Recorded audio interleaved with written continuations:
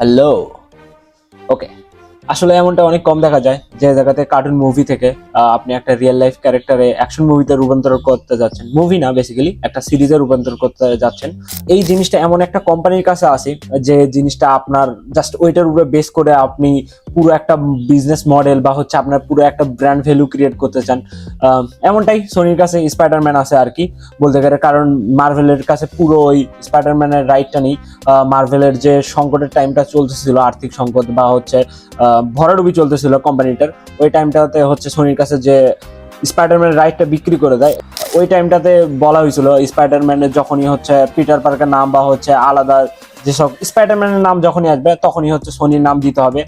তো Spiderman into spider verse থেকে যে একটা ক্যারেক্টার আছে ওইটাকে লাইভ অ্যাকশনে প্রেজেন্ট করা, যেটার একটা ট্রেলার আসছে। এটা বেসিক্যালি একটা show and it's call Spider নোয়ার।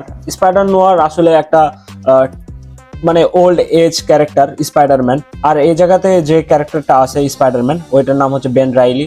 এই জায়গাতে পিটার পার্কারের নাম এই জন্য ইউজ করা হয়নি বিকজ ওই আপনি যদি পিটার পার্কারের নাম ইউজ করেন তাহলে আপনাকে হচ্ছে মার্বেলের সাথে একটা চুক্তিতে যাইতে হয়, ডিলে যাইতে হয়। দ্যাটস ওয়াই হয়তো বা এই জায়গাতে পিটার পার্কারের নাম ইউজ করা হয়নি, প্রবাবলি আর কি বলা যেতে পারে এরকম।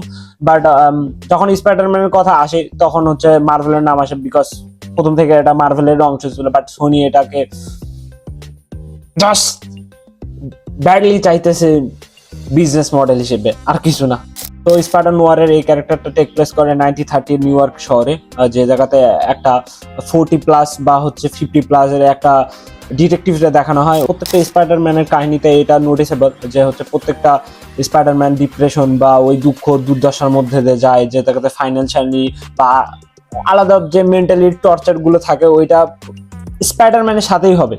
ওর কাহিনী তো কখনো আপনি হ্যাপি এন্ডিং বা হচ্ছে ভালো কোনো কিছু দেখতে পারেন না সহজে না, অন্তত 2-4টা মাল্টিভার্সে দেখা গেলেও যাইতে পারে। বাট এই জায়গা তো সেম স্পাইডার নোয়ারে যেটা ছিল আর কি, বেন রাইলির যে ক্যারেক্টার আছে ওইটাতেও দেখা যায় যে ও বিভিন্ন প্রকারের ডিপ্রেশনের মধ্যে যে যাইতেছে।